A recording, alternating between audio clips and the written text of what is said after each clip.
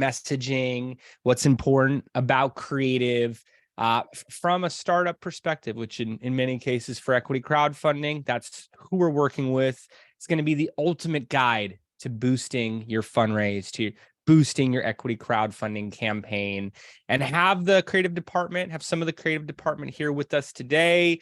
Khalil Doheny, content marketing lead, Mark, who oversees our editing of every piece of copy, ad, organic content that goes out for any of our 30 plus client campaigns at any given time, even while we're doing this webinar. And Dejah, one of our lead writers, has worked on a high volume of campaigns. Khalil, you want to move to intros and give the audience a little bit about your background, pass it to Mark before we get into the deck here. Yeah, definitely. I want to say, first of all, thank you everyone who attended today. Thanks, Jason, for hosting this webinar. A little bit about me. I'm Khalil, been with DNA for almost 3 years now. Came in August 2020, worked on hundreds of campaigns from, the strategy phase to completion on the content marketing side. Really enjoy content marketing and enjoy equity crowdfunding as a whole. It's cool to really work with different niches, from energy to energy drinks. So just different variety of different niches. It's cool to work with. Really excited for today's webinar. Really, dive deep into copy as a whole and why really it's important to have a solid foundation when it comes to copy. With that being said, I'll pass it to Mark. Yeah, hello everyone. I'm Mark Laufgraben. I'm content editor here at DNA.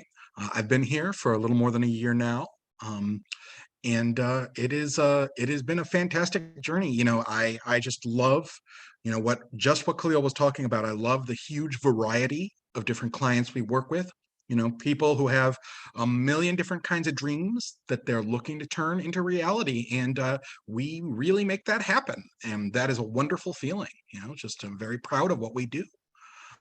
So, we craft copy to make dreams reality. So very, very exciting, very fun. How about we go to Dejah? Hi guys, my name's Dejah. I've been with DNA almost 2 years now. I started off as a remote intern. I'm actually in Michigan, and I've just been here ever since. I'm really happy to be here. I don't really know. That's pretty much it for me. We can get it rolling. And for anyone not familiar with DNA, we've worked on over 350 equity crowdfunding campaigns across Reg CF, regulation crowdfunding, that allows for up to $5 million in raise from both retail and accredited investors. Reg A Plus, that allows for $75 million and more in-depth filing, and Reg D, particularly 506C, from accredited investors, individuals with over $1 million net worth outside of their primary home, 200K or 200K individual income over the past 3 years, 2 years, 350 household income qualifies there as well. We've raised hundreds of millions of dollars for our issuers. So as you hear about these recommendations today, that's what's in the background. This isn't an idea we had and we're talking about it. It's not just us rambling about what we think good copy is. This is the physical approach that we use to effectively raise capital for groups across a full spectrum of different industries. I like Khalil's breakdown there from energy to energy drinks. That just scratches the surface. We get to work on things that are new. We get to work on things that are different. We get to work on products and in industries that require somewhat of an educational process. So how we do that and in as few words as possible can be difficult. You get a very short attention span from audiences today. So we're going to talk about building out those personas of who we're reaching, crafting the pitch so that we're able to hook those individuals and bring them into your marketing funnel, getting full attention, being able to nurture them for engagement, because at the end of the day, we want to measure that conversion. Conversion, if you're not familiar with digital marketing, is speaking to the investment. in this regard with this dynamic. There could be mid-funnel conversions. You have the funnel taking audiences from awareness, consideration, intent, conversion, repeat conversion, hopefully. I'll talk about that. And advocacy, peer-to-peer marketing is the ultimate. There may be some mid-funnel conversions of lead signups, things along those lines. But at the end of the day, what one marketing budget has to produce the next. Working with startups, with equity crowdfunding, perhaps there's a test budget, maybe there's some rolling closes, some cash disbursements of capital that is coming in, and you want to be able to move it into something that's working. In fact, you may not have additional budget if it is not. So that is why today's discussion is so important, because it really all does come down to the messaging, from prospect to retargeting, from first touch to the follow-ups. Have everyone's excellent pictures here and titles, and moving on to the actual content here. Khalil, why is copy important? Without copy, you wouldn't know what we're selling, what we're trying to get out of, the graphic or the video that goes with the brand. It's whenever you see an ad, we want to get hooked right away. We want to know exactly what we're reading, what we're talking about, in 5 seconds or less. That if that first headline doesn't pull you in, you're going to be disinterested and move on to the next. So, copy comes into a play there. You really need to make sure your headlines are strong. You need to make sure it's well seasoned and looked through by an editor like Mark, and to make sure that the copy is on point.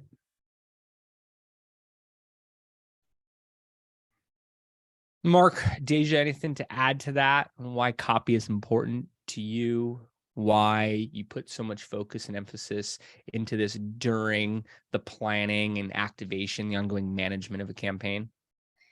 In a creative standpoint, it is the brand's voice. You want to communicate how this company is revolutionizing the industry that they're in. You want to entice people to invest, but I also feel like, copywriting, it basically my job is to build a bond with companies and potential investors from scratch. And I feel like the best piece of writing advice from the writing community that I've seen is good writing sounds like a pitch, but great writing sounds like a conversation. So while I'm trying to get all the market stats and all like the solid proof things here, I also want to make sure it flows naturally and doesn't sound forced, because that's what's going to reel people in. You want to sound like you're talking to them like they're fellow human beings, but you also have your goal. So that I feel like is really important when it comes to writing, when you're connecting with the people. Well said. Well said. Bringing in the audience with the brand, making it not just feel like a pitch, but a conversation, talking to an individual, but digital, of course, allows that at a mass level instead of one individual at a time, like we'd see offline. Absolutely. And, just getting back to the deck here, Mark, you want to elaborate on what we're seeing here on why copy plays a critical role? Sure. So, the first example, the first known example of what you would call marketing copy is actually from 3000 BC, ancient Egypt. It was a weaving shop that they found on a piece of papyrus, trying to get people to purchase there.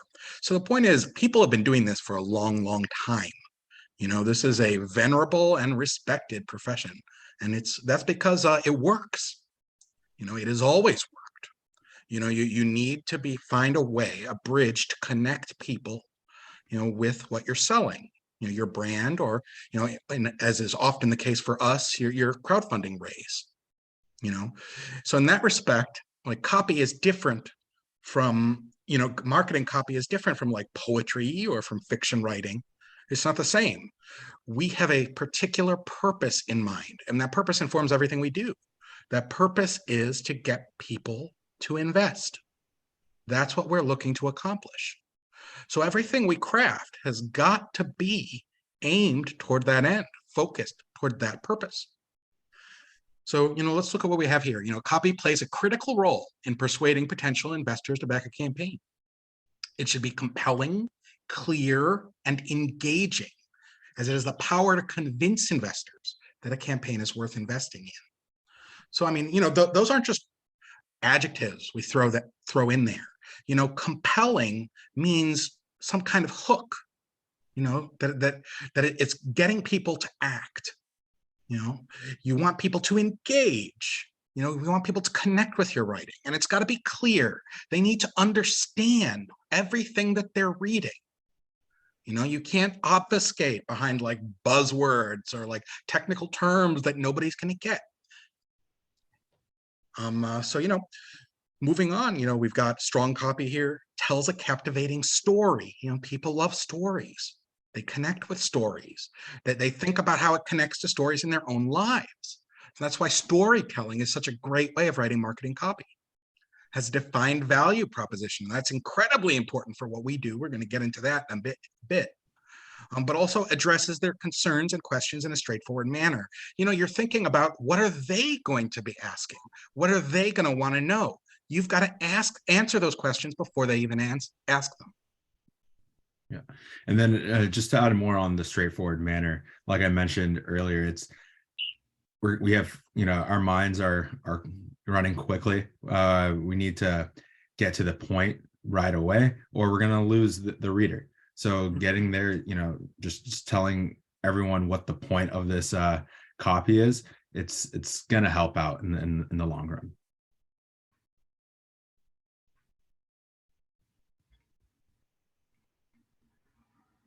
I like to picture the persuasion element of what was listed on that page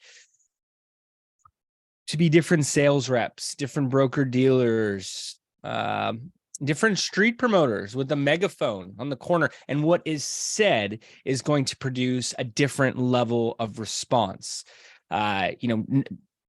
Unless it's following a specific script, even if it is taking into account presentation and tonality, you're going to get a different number of people who are looking to move forward to the next step based on how persuasive that individual is. And again, digital allows for this at a mass level. So, I think we all have that friend that could talk you into a trip or, going somewhere, buying something more so than your other friends. There's probably some commonality of other people that you guys have mutually in contact and them being talked into the same things. There's something to that.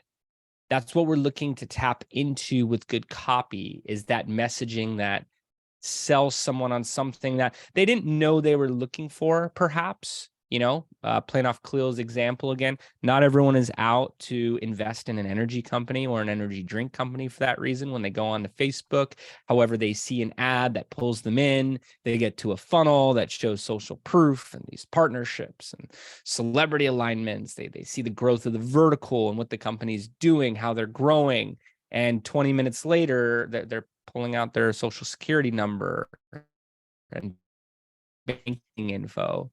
Or maybe it's 7 touch points later online, 3 weeks later, but they've been pulled into that thought process. They've been thinking about that opportunity since. That's what good copy allows for. And that's why we do variants. But before talking about messaging variants, we want to begin with the audience. Who are we pitching? You wouldn't believe how many founders that I speak to on a daily basis that do not understand this. They'll be able to name one target audience, perhaps, but let's name multiple. And here are reasons to do so. Dejah, can you speak a bit about how you envision the target audience before you start working on the messaging? As I know we're going to dive into this over the next few pages.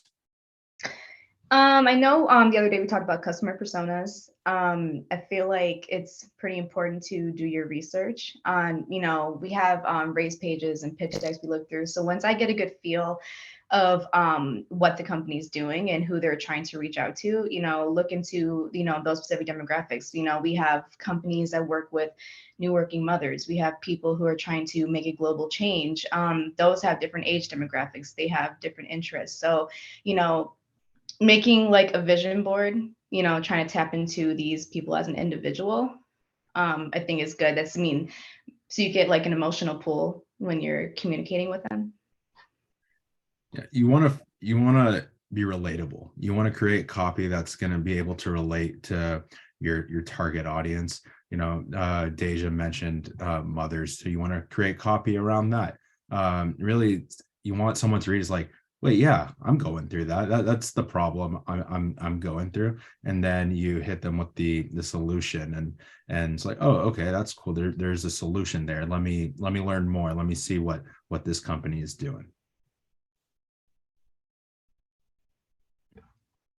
And as you're determining who your personas are, understanding their motivations, understanding potential objections that they could have, so that the copy gets there first.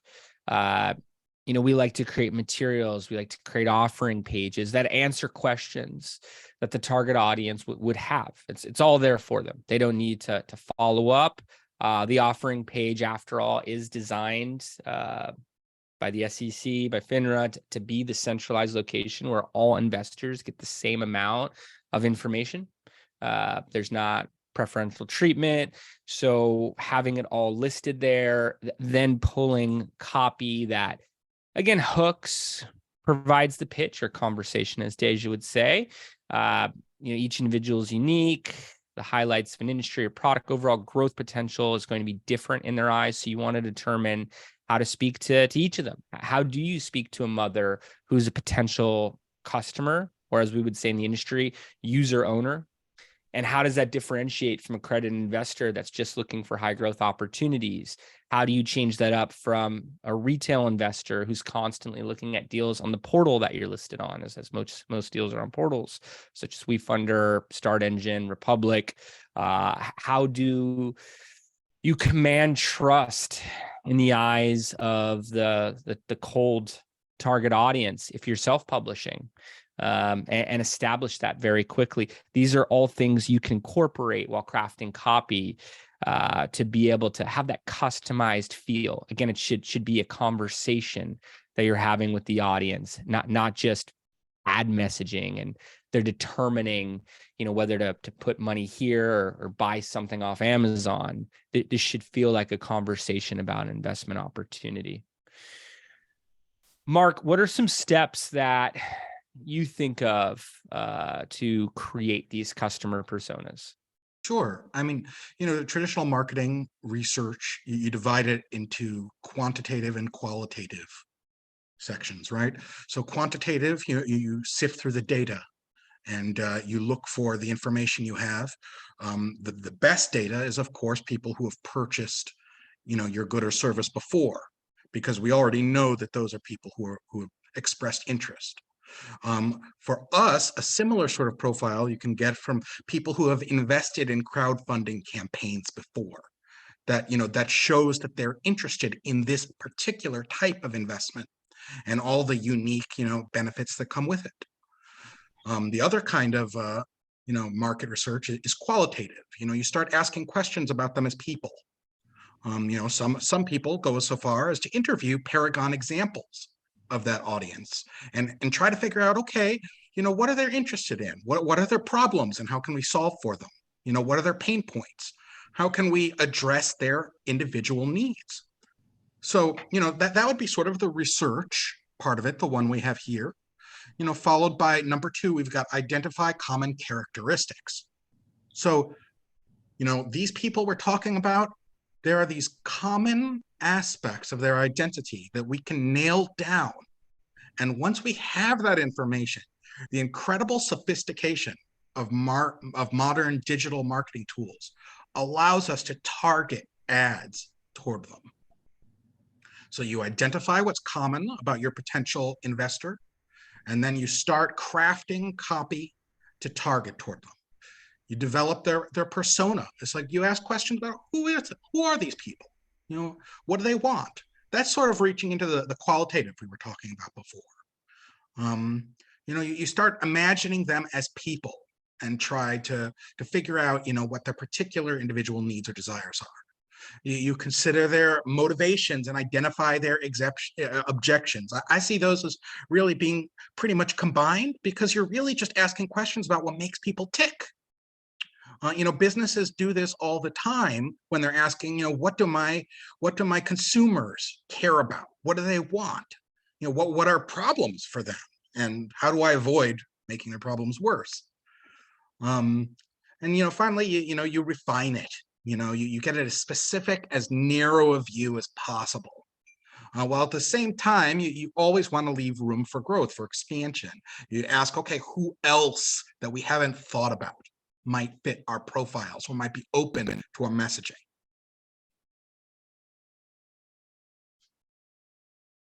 Exactly. And looking at some different examples, I know we have the Elon Musk example here of what that looks like for a persona.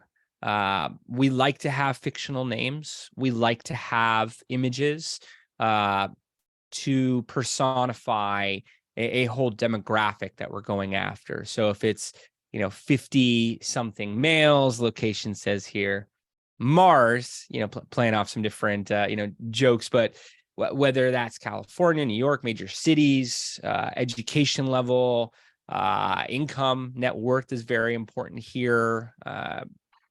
It's very important to the SEC at that. I mean, that's why there's accredited investors versus retail, individuals who could take greater losses. All of that comes into account.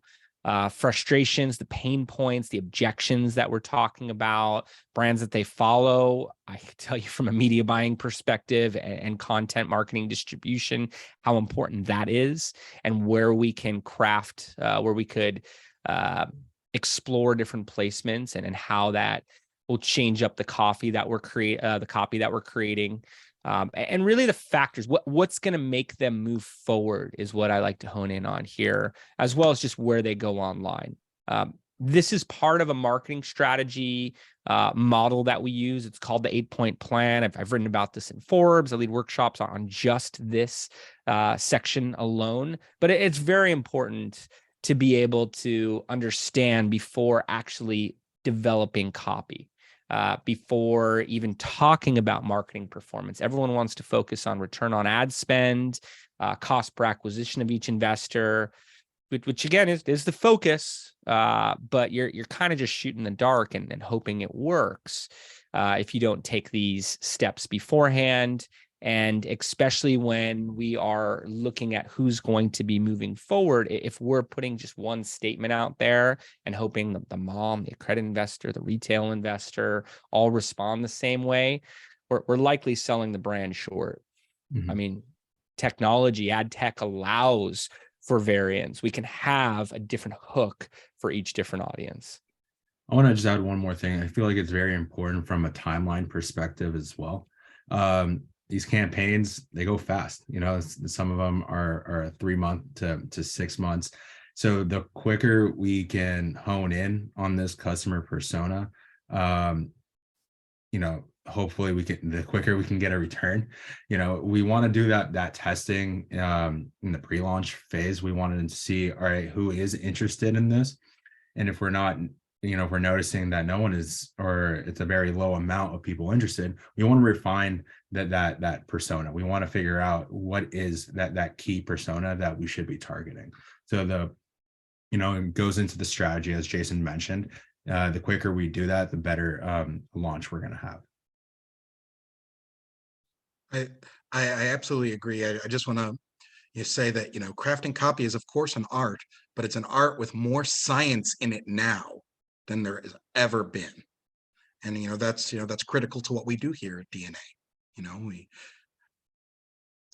We craft that message, using our I guess you could call artistic sensibilities, but we inform what we do based on data, based on the information that we get. Then we hone our message. Then we refine our message, and we make sure that it's getting where it needs to go based on the marketing information we get from the various platforms we market on. So we figured out our audience variance at that. Dejah, how do we go about crafting a value proposition to get the listening of that audience? When it comes to investing, investors want to feel confident that they're making a good business decision. So you have to bring substance to your pitch. A value proposition providing solid stats, market opportunities, and everything. It showcases why this is an attractive opportunity, but also a relatively safe one. You feel like it's legit. And I think there's actually some good examples in the next slide too that display that with those numbers and stats. I think it might be the next one. Sorry, I jumped the gun. Yeah, no problem. No problem. Talking about how we differentiate, how we increase the interest, communicate potential compliantly, of course, and build trust and credibility. And Dejah, as you were mentioning, we have some examples coming up here. What were you thinking when you put together this copy? This, and also shout out to all the clients that we come here with good information, because this was directly from the race page, but it was very good information because, it's showing them immediate opportunity. I mean, I feel like when there's new clients that come in, there isn't always like super solid, revenue market, anything like that. It's just like the industry itself, but they're giving immediate opportunity right here. And they're telling you like, that's that. They're not just putting in filler words or just like making things, fluff it up, make it sound good. It's legitimate. So that one stood out to me because I feel like that's just, you can't really argue that stat. Using numbers, headline, marketing, read any article on it. It's all going to say use measurements. It's the only way for us to measure is with numbers. Immediate opportunity to reach $128 million annual recurring revenue with 10% of the U.S. employer market. It's not just a brand saying they're great. It's not even social proof. The third parties saying they're great, which we're going to get more into, of course. What copy webinar would be complete without third-party validation recommendations? But if you didn't catch your attention, if that didn't catch your attention, we're diving in headfirst into the billion-dollar, more numbers, parental coaching market. That is the opportunity, coupled with the visuals, but really looking at the copy and how that is resonating with the audience. Again, we have to know the audience and that they care about parental coaching. They understand the problem in today's digital age. They also are going to have an understanding of the employer market, some type of gauge about what a good annual recurring revenue level is. Mark, I see a lot of nodding there. Anything to add for the Phoebe example? Yeah, I think what you're talking about with numbers is very salient here. It's easy to just use puff language to talk about how great you are. We're wonderful. We're revolutionary. We're going to change everything. But people really want to see concrete examples of what you've accomplished, or failing that, things that you have a very real potential to accomplish. And seeing numbers like that not only makes them trust you further, but also makes them appreciate your professionalism. You have a real idea of what you're getting into. You are a person with a plan, with a strategy that you are enacting. It makes the ephemeral to them congeal into something real. It makes them feel like, okay, there's a real foundation here. I'm going to pay attention. That's what seeing concrete numbers does for people. So I can't overstate how important like putting in real facts instead of just mere adjectives can be.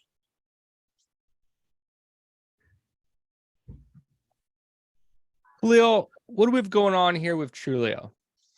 Yeah, so they're asking, how do we increase trust in police? Our body camera analytics measure officer professionalism.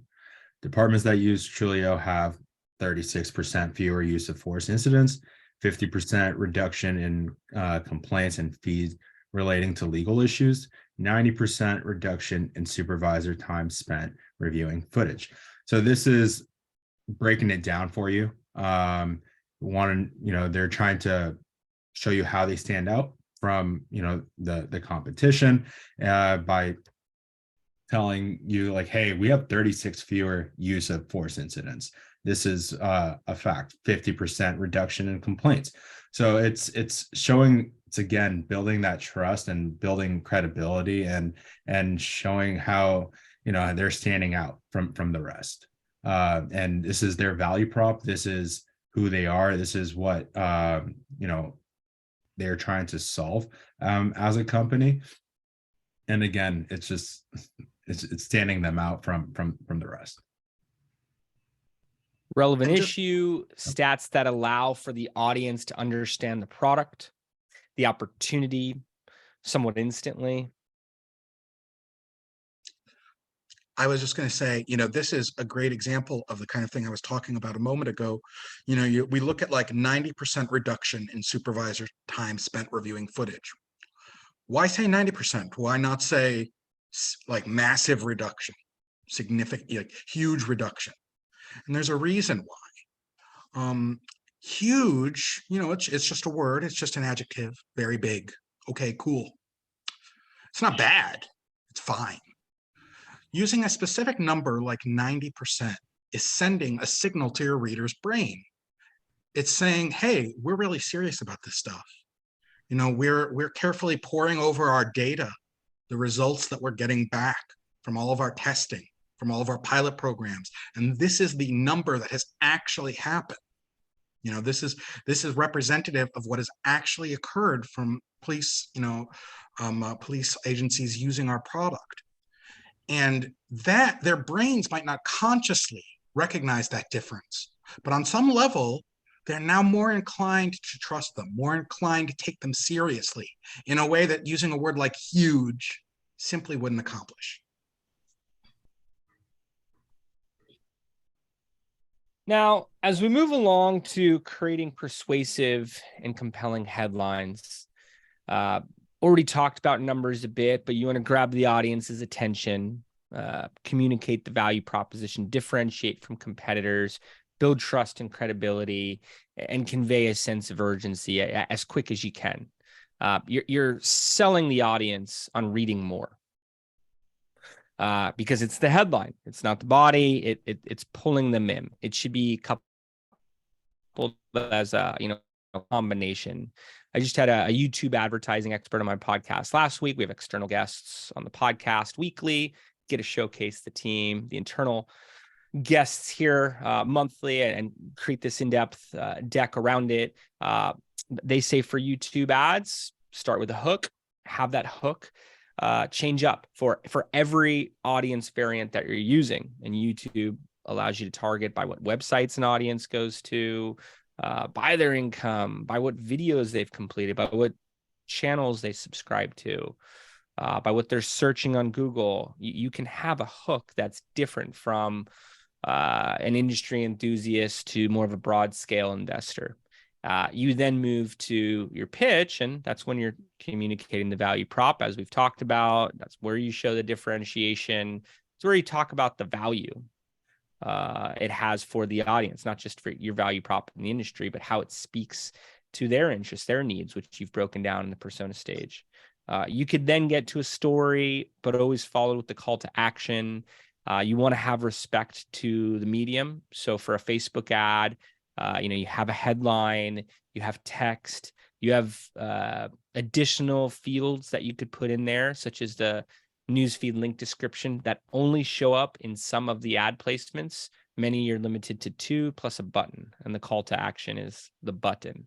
So you want to understand that. You want to know what your competitors are running in terms of ads. You could look at Facebook ads library. You could look at search ad platforms such as SpyFu and see exactly what they're running as headlines. Dejah, when it comes to putting together the headline, what recommendations would you have for the audience, for founders listening in today?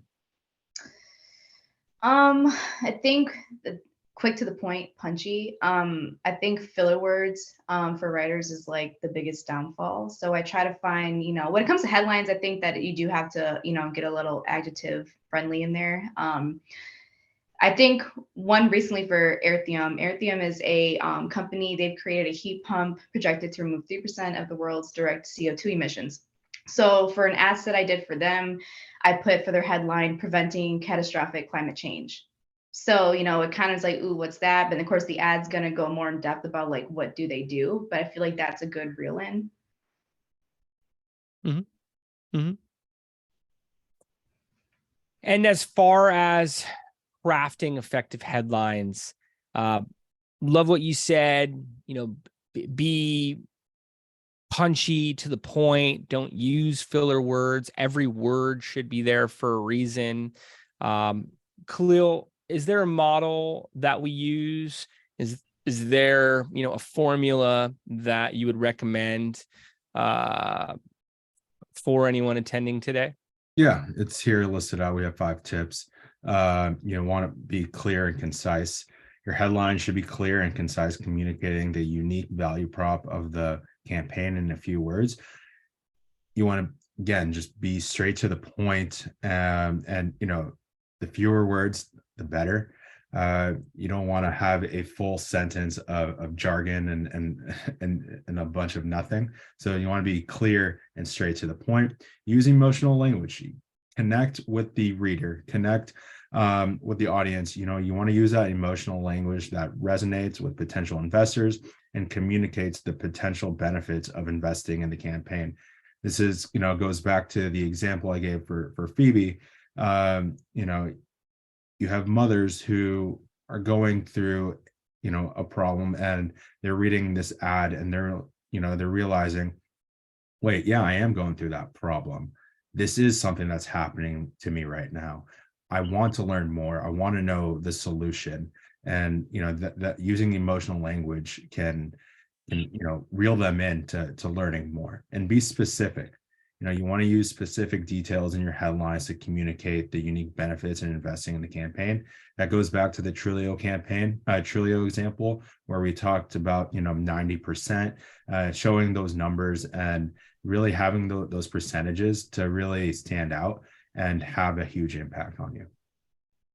And then Jason, if you want to go to the next page. 4, make it memorable.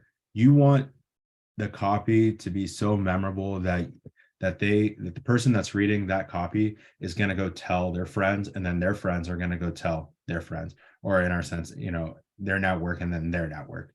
You want to use humor, use puns, other creative techniques to make your headline memorable and stand out from the competition.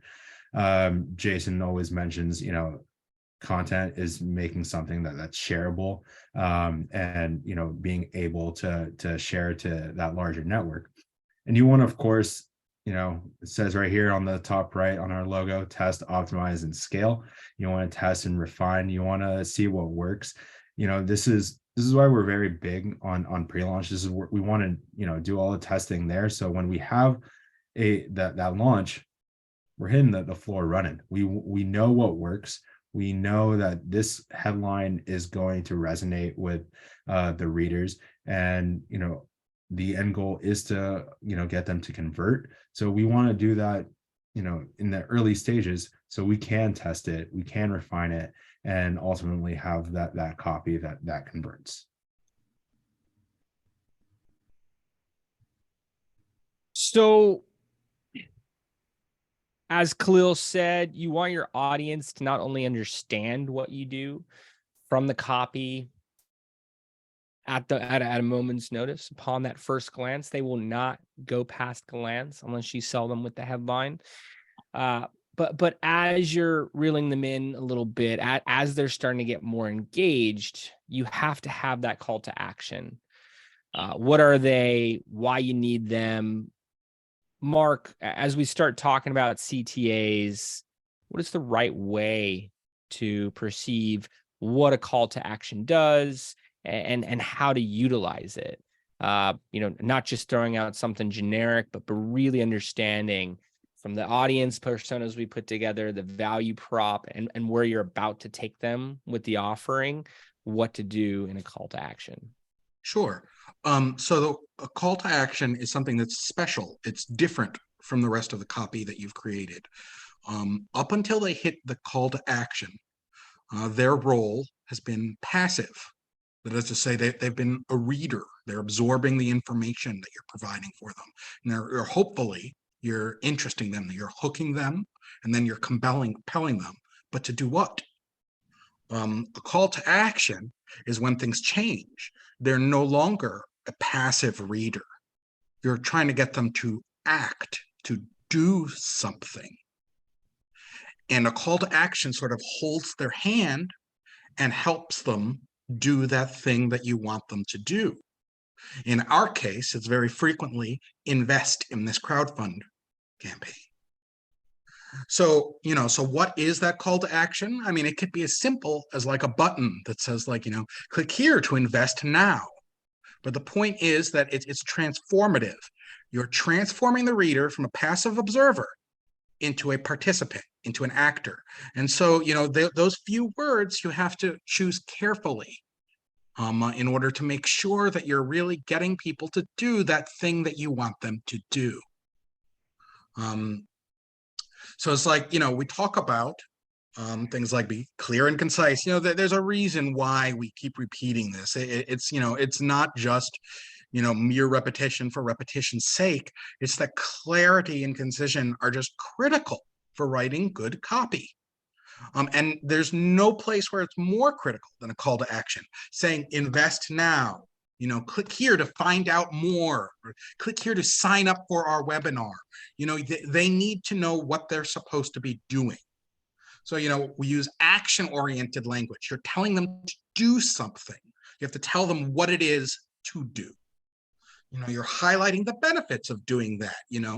Click here to, become part of the fastest growing, community in like law enforcement or something like that, right? Like we're talking about Trulio before. Instill a feeling of immediacy. So if you want someone to do something, it's helpful to make them feel like I've got to do it now. I can't just come back to it later. I'll forget or I'll miss a timing window or something like that. You want to make them do it right this moment because, let me tell you, the longer the time between them reading the copy, and them clicking, the less likely they are to do it. So you want to hook them and get them to act immediately. You make it easy. You want it simple. Simple. That's actually related to being clear and concise, except it's with actions instead of with words. You want it to be an easy, actionable thing for them to do in order to get them to invest in your raise or register for, your conference. And finally, you test and iterate, just like the sign says.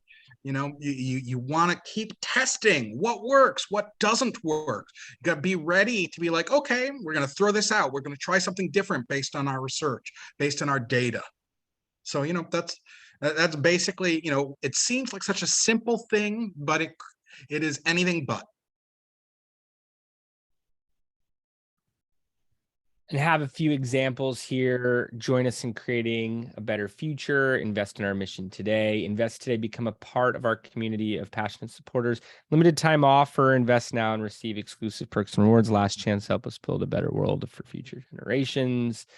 These are all revolutionizing products and brands, and in many respects. And the copy is set up to create that listening of the audience. What's the deal with social proof? It's cool if a founder could say something. It's even cooler if third parties are. Dejah, how do we go about establishing social proof, third party validation with the messaging? I do have a pretty good example for that. I mean, I feel like the bigger the better. We work with clients that are like, they have press features on Forbes, or they have, major celebrity endorsements. They have major corporation partnerships. Let's say like your company is in partnership with Coca-Cola. If you feature their branding, people will associate your company with a world-renowned business. That's already giving them a sense of trust and familiarity. That same trust and familiarity that they have with Coca-Cola is basically placed into your hand. So now you can kind of play with that. because I feel like if a global brand is willing to do business with you, then you're clearly going places. So market stats, partnerships, revenue, press features are really important. Word of mouth is an endless networking web with constant transactions of social approval. I feel like social proof is where the psychology of advertising and marketing come into play. That's, I feel like for me personally, if I'm going through an ad or something and I feel something that connects to me, social proof is what's going to reel me in. Of course, with like solid stats too, but that's how I connect when I look at ads. And we use social proof in our everyday life, right? And whenever you're looking for a restaurant you want to eat at, you're gonna sometimes go off the recommendation. I know Jason loves to go to different restaurants. Every time I'm trying to find a restaurant that I want to take my girlfriend out to or my parents out to, I go to Jason and I ask Jason for his recommendation, and he will have the pictures to show me. And that's building that trust, that credibility. Is that third party. It's like, oh, okay, if Jason likes this, I know I'm gonna like it. I don't know if that's ever been said in a public forum, but appreciate that. And yeah, that very much is how third-party validation works. It's an example that we use regularly, and have this great meme here. Actually, no, it's one of Khalil's favorite memes. We're joking about it in our pre-meeting yesterday, but your competitor, consumers, your business, social proof. So using testimonials, highlighting the number of investors, referencing media outlets, any type of media outlet, even ones that are won in a syndication of a press release, sharing endorsements and partnerships from industry experts or influencers, share copy across all of your social channels. I've said it before, I'll say it again. People do not believe what they see online. You have to tell them why they should. And once you have that to a working format, you can continue to repeat it again and again and again, using digital channels. You find that pitch that works. You find that way to enroll your friends on going on that trip or to that restaurant or whatever it may be. You're able to keep using it. And many times that includes who else has talked about it, who else has went there, who else uses it. Able to do that here too. What are we seeing on this page here? Mark, what does this all mean for Atom Beam, one of the top issuers on Start Engine right now? Sure. So basically, we're giving testimonials from major investors. Okay. So these are people who were not affiliated with Atom Beam, but who put their money down because they were so convinced in the value proposition that was in front of them. That is sending a huge market signal to people. That is saying, hey, there are these people who are disconnected from the raise. You're not just like, paid shills or, or employees of the company or something like that. These people evaluated what was on offer and put their money down. That's a very valuable signal. One of the things that you're looking for as a potential investor is you want to feel like you're part of a group, like you're part of a crowd. There's a paradox at play. Of course, you want to feel like you've seen something that that the market in general may not have seen yet. But you also want to feel that there are other really savvy individuals who also see this brilliant opportunity. And so that's how social proof comes into play. You feel safer, you feel more secure investing money when you see all these other people who have done so. So that's one of the reasons why this kind of testimonial can be enormously valuable. You look here, you see Bill Nye backs Rayton Solar. People know Bill Nye, and they think, well, okay, this guy is not going to just connect his personal brand to something that is not a solid, valuable product. If they do, then his brand will depreciate. So, because of that, they feel more secure. A brand I know is putting their faith in this product. That makes me feel safer. And that is a really big deal for crowdfunding investment. That kind of security. 100%. and being able to have industry experts sign off, being able to show any third parties who are saying, I use this company, I use this deal, I move forward on this deal. You're building trust with your copy. Dejah, can you speak more to that and how, on these next few pages, we go over tips around it? Transparency, I love when it comes to copy. I feel like, especially with the emotional pull, like the more transparent you are, I feel like, when you're writing copy, if you're just kind of putting in like some blunt phrases, okay, well, like, let's expand on that. You don't want to just like make a statement and then you don't have the meat and potatoes to back it up with. You can't just make promises and then there might be like that one fine line that you're not communicating. We work with a lot of clients that are very technical, as far as like, compliance and everything like that. So, I mean, when I'm writing emails and they want me to communicate certain things that like disclaimers, okay, we make sure we put these disclaimers in here so that we're communicating that you guys know, what you're signing up for and everything. So transparency is a very big thing because you don't want to surprise anybody later.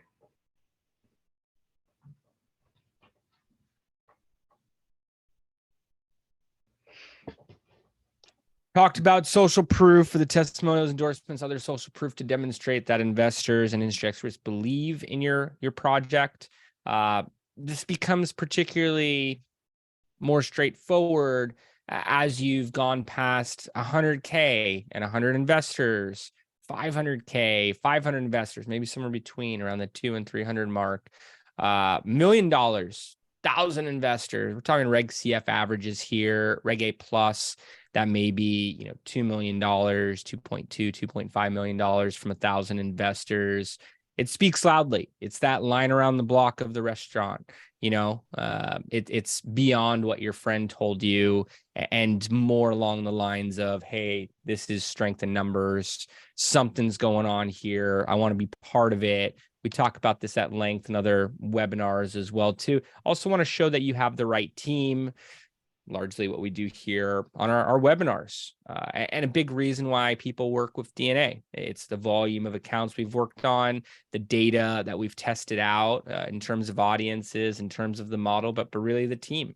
The amount of content marketing accounts that Khalil's worked on in comparison to anyone else in the industry, or the amount of ads that Dejah's written, the amount of copy that Mark sees on a daily basis that he has to go through. So being able to highlight that and show why you are the winning team, you are the ones that are going to make it past the finish line for your space and take on more market share.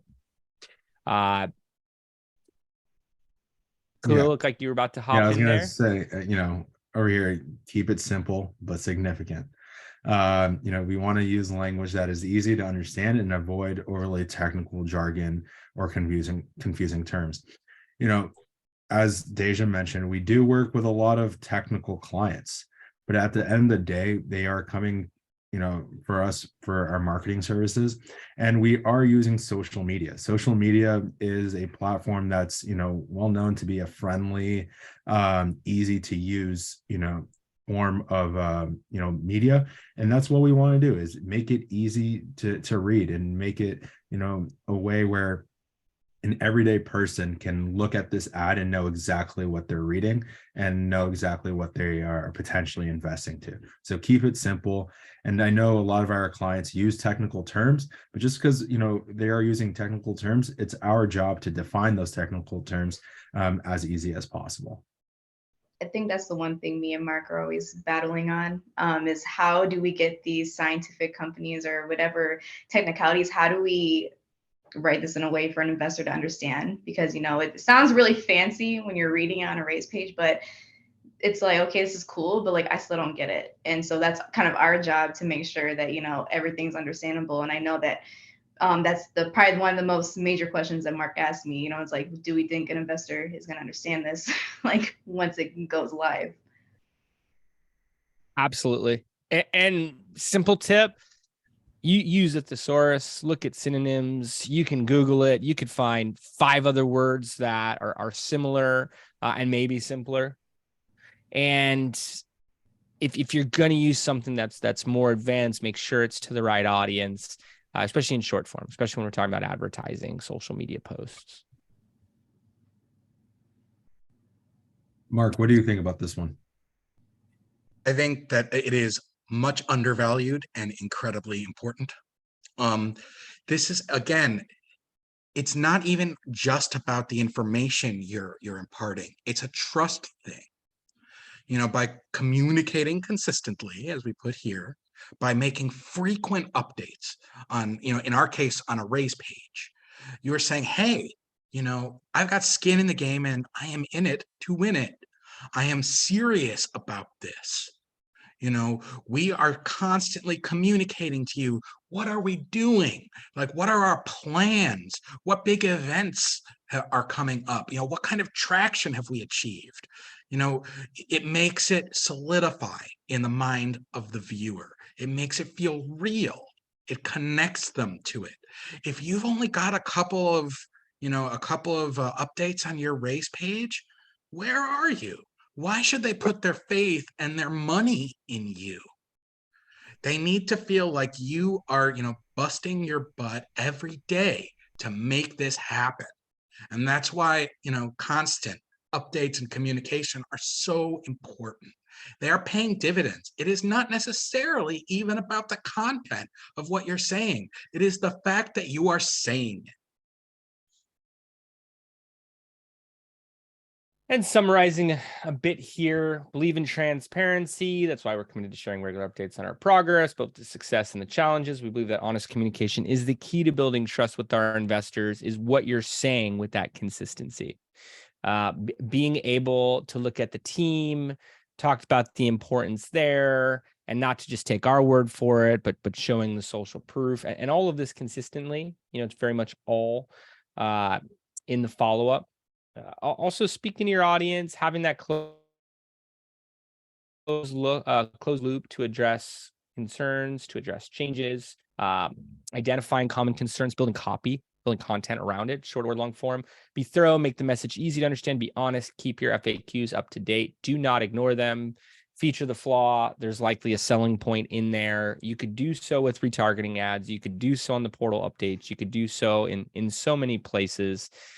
Here are some examples around a more complex investment, one with a good size minimum as well too, and one with plenty of social proof. Still this level of depth when you're looking at the portal updates, the newsletters. These are great opportunities to engage investors, build trust, drive action. Not always thought of when we're talking about copy, more of the ads, more of the social media posts. And Khalil, what were you trying to do with this Ron Burgundy meme? We reached 40 million. Don't act like you're not impressed. Again, it's showing credibility, it's showing momentum, and that copy, especially in newsletters and updates, gives you that opportunity to really showcase the momentum and those different milestones, and it shows growth. It's like, you're saying, wow, we started from 0, now we're at 40 million. It's showing that credibility, and in a way it is your own third party. You're saying, hey, this is we're highlighting that we're going to kind of brag about this, but we are killing it. So we want you to join on for the ride. Get in now. This opportunity might not always be here, so why wait? Get in now before it's too late. Awesome. So have this formula here for newsletters. Gonna be short on questions for today, but invite everyone to reach out to Khalil, Mark, Dejah, to speak directly about their campaigns. We look to be an open book about what we're doing, what we're seeing work. Don't want to cut our panelists short here, though. Dejah, Mark, any final thoughts that you want to leave the audience with today?